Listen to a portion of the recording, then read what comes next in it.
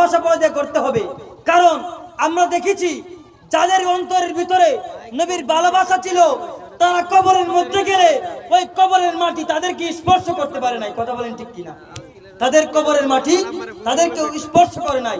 আর আমরা তাও দেখেছি যারা আমার নবীর সাথে বেয়াদবি করেছে, যারা আমার নবীর সাথে গুস্তাখি করেছে, তারা কবরে যাওয়ার সাথে সাথে তাদেরকে আমার আল্লাহ তাআলা কবরে যাওয়ার আগেই তাদেরকে আল্লাহ তাআলা গুমুত খাওয়ায়ে আযাব দিয়েছেন। কথা বলেন ঠিক কিনা? এমন আমরা দেখেছি। কারণ আমাদের অন্তরের ভিতরে আগে হুব্বে মুস্তাফা আমার নবীর আদর্শ দরকার, আমার নবীর আদর্শ থাকতে হবে। যেই কথা বলতে চেয়েছিলাম প্রিয় ইসলামী ভাইরা, যেহেতু সময় একদম অল্প, আমার বড় ভাই এখানে বসা রয়েছে, যুবকদেরকে একটা মেসেজ দেব যে আমরা যুবকরা কতটুকু পরিবর্তন হওয়া চাই। হে যুবক শোনো, হযরত সাইয়েদনা আহমদ ইবনে হাম্বল রাহমাতুল্লাহি তাআলা আলাইহি উনি বৃদ্ধ লোক ছিলেন। আমাদের মাযহাব প্রসিদ্ধ মাযহাব হলো চারটি: হানাফি, মালিকি, হাম্বলি, শাফি।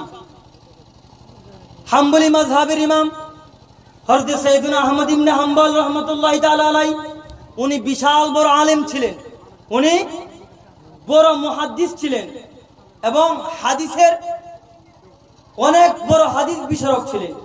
বলা হয়েছে ওই জামানার মধ্যে উনি সবচাইতে বড় কিতাবী আলেম ছিলেন। সুবহানাল্লাহ বলেন। কিতাবী আলেম ছিলেন ওই জামানার মধ্যে, তিনি এমন আলেম ছিলেন সারা দুনিয়ার মধ্যে তার নাম হয়ে গেল, দুনিয়ার মধ্যে ডঙ্কা পড়ে গেল। হযরত সাইয়েদনা ইমাম আহমদ ইবনে হাম্বল দুনিয়ার মধ্যে এই জামানার মধ্যে সর্বশ্রেষ্ঠ মুজাদ্দিদ। তিনি প্রতিদিন কি করতেন? দিনের বেলা আমার নবীর হাদিস সংগ্রহ করতেন আর সারা রাত ইবাদত করতেন। সুবহানাল্লাহ বলেন। দেখেন, তাহলে ইবাদত করা লাগবে, ওলি হতে গেলে ইবাদত করা লাগবে, ওলি হতে গেলে ইবাদত করা লাগবে। হযরত সাইয়েদনা ইমাম আহমদ ইবনে হাম্বল তিনি দিনের বেলায় হাদিস সংগ্রহ করতেন আর রাতের বেলায় সারা রাত ইবাদত করতেন।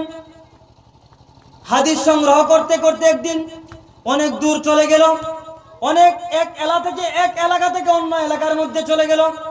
অন্য এলাকার মধ্যে যাওয়ার পরে ইমাম আহমদ ইবনে হাম্বল রাহমাতুল্লাহি তাআলা আলাইহি তিনি দেখতে পেলেন বাড়ির মধ্যে আর ফিরতে পারবে না। একটা মসজিদের মধ্যে মাগরিবের নামাজ আদায় করলেন।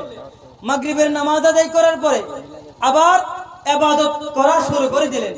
এশারের আযান দিল, আবার এশারের নামাজ পড়ার পর ইবাদত করা শুরু করে দিলেন। সুবহানাল্লাহ।